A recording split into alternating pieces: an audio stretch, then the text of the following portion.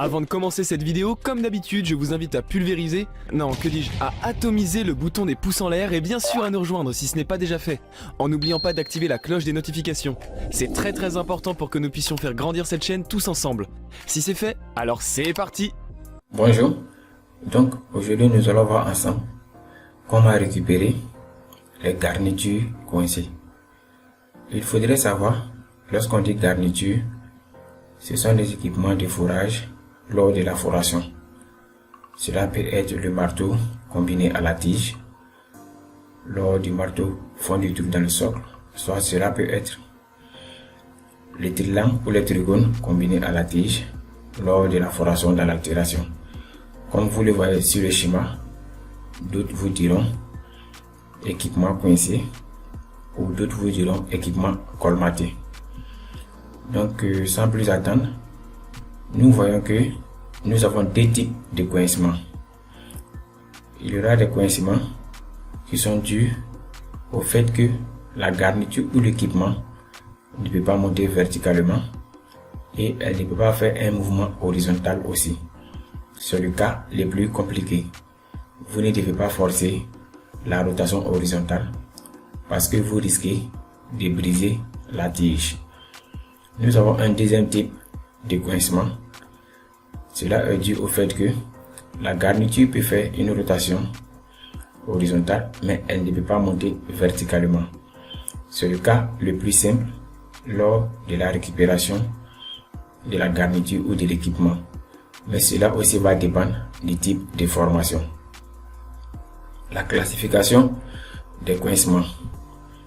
Nous voyons que nous avons le coincement par pression différentielle. Ensuite, nous avons les coincements mécaniques et les coincements dus à la formation. Pour cette vidéo, nous allons voir le troisième type de coincement dû à la formation. Pour ceux qui désirent connaître le coincement dû à la pression différentielle, soit le coincement mécanique, vous pouvez me les laisser en commentaire. Je vais faire une vidéo pour mieux vous les expliquer et proposer les solutions de récupération. Après, nous savons que le coincement dû à la formation se passe généralement dans le sol qui éboule, soit dans le sol non consolidé, soit dans les formations gonflantes. Il y a plusieurs types de sols ou de formations, mais pour cette vidéo aussi, j'ai pris ces trois types de sols.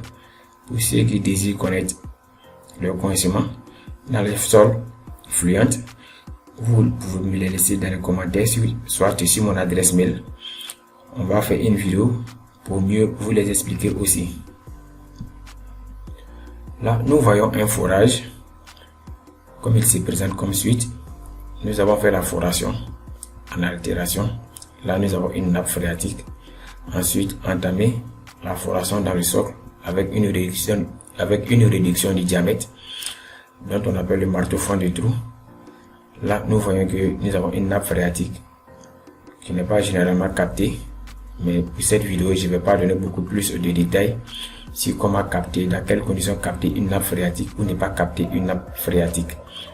Pour ceux qui désirent en connaître, vous pouvez jeter un coup d'œil dans les vidéos précédentes.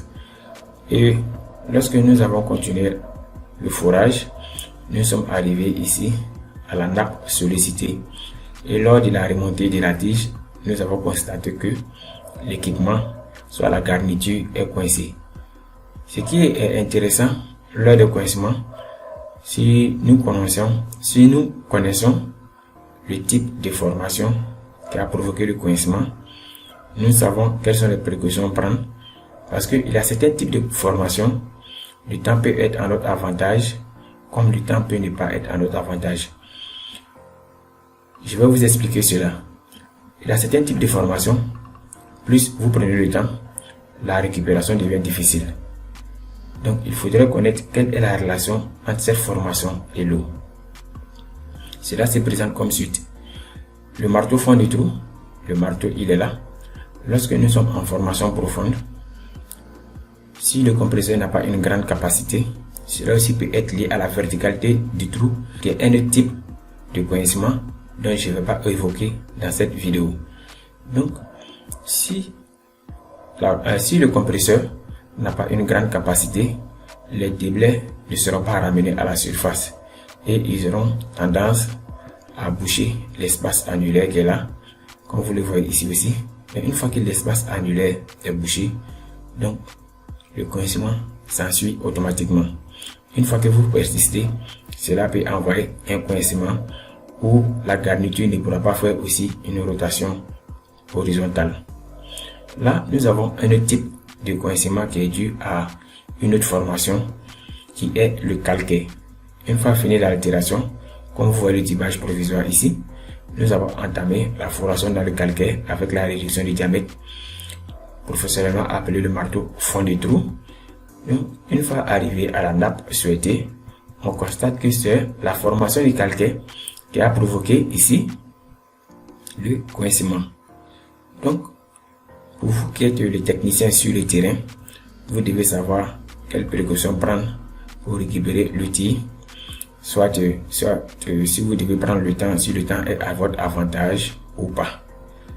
Après cela, nous voyons que cela se présente comme suite.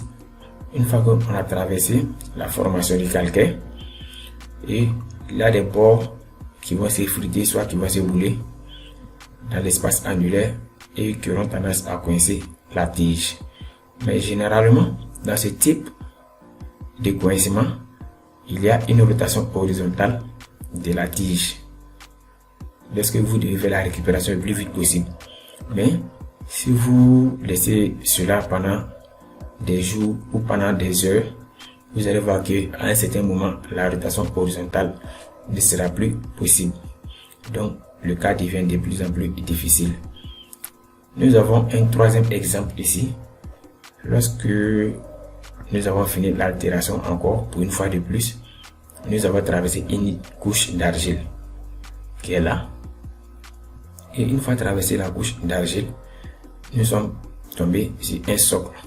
Donc, ce qui veut dire la couche d'argile ici est comprise en deux socles. Après avoir fini de traverser cela aussi, nous sommes tombés sur la nappe. On pouvait arriver à la nappe ou ne pas arriver à la nappe parce que le coincement peut se provoquer n'importe où au niveau de la foration selon les types de formation. Donc, on constate que l'argile qui est là, le kaolin, dont vous pouvez voir les propriétés sur Google, a provoqué le coincement. Pourtant, nous savons que l'argile en contact avec l'eau a tendance à se gonfler. Donc, vous voyez que ici, le temps n'est pas à votre avantage. Vous devez faire la récupération le plus vite possible. Il se présente comme suite. La tige ayant traversé la couche d'argile, et si cette couche d'argile est en contact avec l'eau, elle aura tendance à se gonfler. Et l'espace annulaire qui est là, et elle va commencer à tomber dans l'espace annulaire, pouvant obstruer l'espace annulaire. Et ce n'est pas le cas encore le plus grave.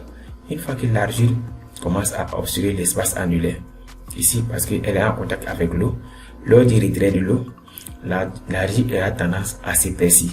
Et si l'argile s'épaissit et que le toit du mur se fonde, là, la récupération devient très difficile.